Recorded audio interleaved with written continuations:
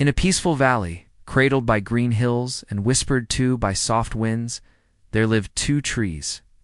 For countless years, they had grown side by side, silent witnesses to the changing seasons. One was a majestic oak, a titan of the forest.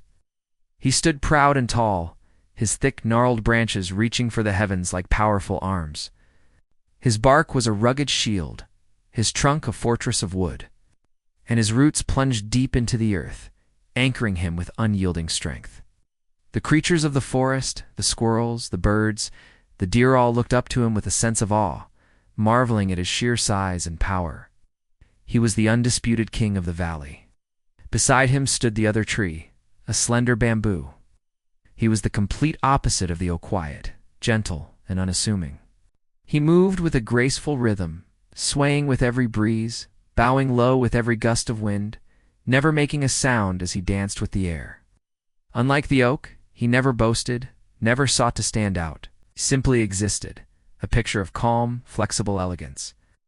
The oak in his towering pride often looked down upon the bamboo, a smirk practically carved into his woody exterior. "You call that standing?" he would scoff, his voice deep and rumbling like distant thunder. "You bend and shake at the slightest touch of wind. Look at me. I am a monument of strength. I stand proud, unmovable. The wind wouldn't dare challenge me. The bamboo for the longest time said nothing. He would just offer a gentle, rustling smile and continue his silent dance, letting the wind comb through his leaves without resistance. But one day after another of the oak's taunts, the bamboo finally spoke. His voice was soft, like the whisper of the leaves themselves. "My dear friend," he began, "the wind doesn't care who is stronger or weaker. It simply comes. And when it does, I choose to move with it, not against it. That is how I endure." The oak let out a hearty, booming laugh that shook his own leaves. "Endure? You call that enduring? We'll see how long your enduring lasts when a real storm comes. I, on the other hand, will be right here, unshaken." Seasons turned, one melting into the next. The valley remained a sanctuary of peace. The sun bathed the hills in golden light, the gentle rains nourished the soil, and life carried on in its tranquil rhythm. But then, one afternoon, a change began to stir. The sky, once a brilliant blue, started to curdle, darkening into a bruised purple. Ominous clouds rolled in from behind the mountains, like a dark army assembling for battle. The birds, sensing the shift, flew low and sought shelter. The wind, once a gentle whisper, began to rise, its voice growing into a low, mournful howl. Every creature in the valley knew the sins a terrible storm was on its way. That night, the storm unleashed its full fury upon the peaceful valley. It was a tempest of unimaginable power. The wind didn't just howl, it roared, a deafening scream that tore through the trees. Rain fell not in drops but in solid, blinding sheets, turning the ground to mud. The very earth seemed to tremble under the assault. The mighty oak stood his ground, just as he had boasted he always would. He braced himself against the onslaught, his roots digging deeper, his trunk rigid. "I will not bend," he growled into the gale, a declaration of defiance. "Will not fall." He was the king, and no storm would dethrone him. But the wind, a force of nature, was indifferent to his pride. It had no king. It pushed against him with relentless force, pulled at his branches, trying to tear them from his body. It howled and screamed, lashing at his mighty trunk with the force of a battering ram. The oak was in a battle for his life. Meanwhile, the bamboo did something entirely different. He bent low, lower than he had ever bent before, his slender form nearly touching the wet earth. He swayed and bowed, not in defeat, but in harmony with the storm's raw power. He let the fierce wind pass over and around him through his leaves. He offered no resistance. He didn't fight. He flowed. The oak, however, fought with every fiber of his being. He strained against the incredible pressure. He groaned, the sound of wood, under immense stress.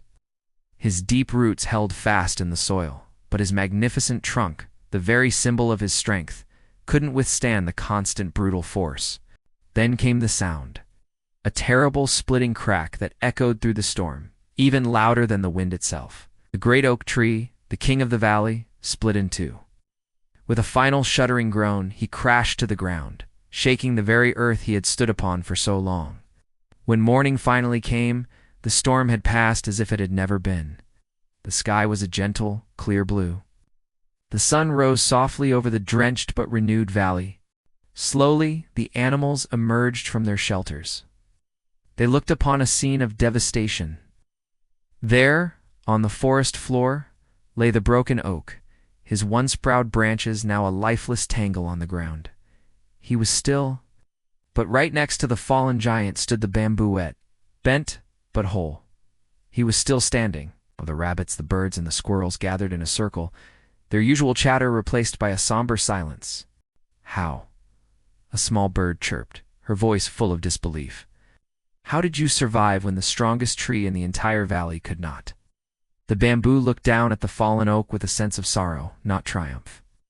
He straightened himself slowly and spoke, his voice still soft and gentle. "Because I did not try to fight the storm," he explained. "I listened to it. I felt its power, and I moved with it. I yielded. And when its fury was spent and it moved on, I was still here." The animals looked from the broken oak to the standing bamboo, and a quiet understanding dawned in their eyes. The wind had left behind more than just fallen branches. It had left a profound lesson.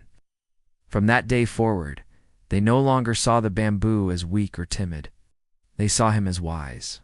He was a silent teacher who had shown them that true strength isn't always loud or stiff or unshakable. It isn't about resisting every force that comes your way. Sometimes true strength is quiet, humble, and most importantly, flexible. The moral of this story is a simple yet powerful one. It's better to bend when you must, so you won't break. True strength isn't about never falling. It's about knowing when to yield, how to adapt, and having the resilience to rise again once the storm has passed. Thank you so much for watching and sharing this story with me. If this message resonated with you, please consider liking this video and subscribing to the channel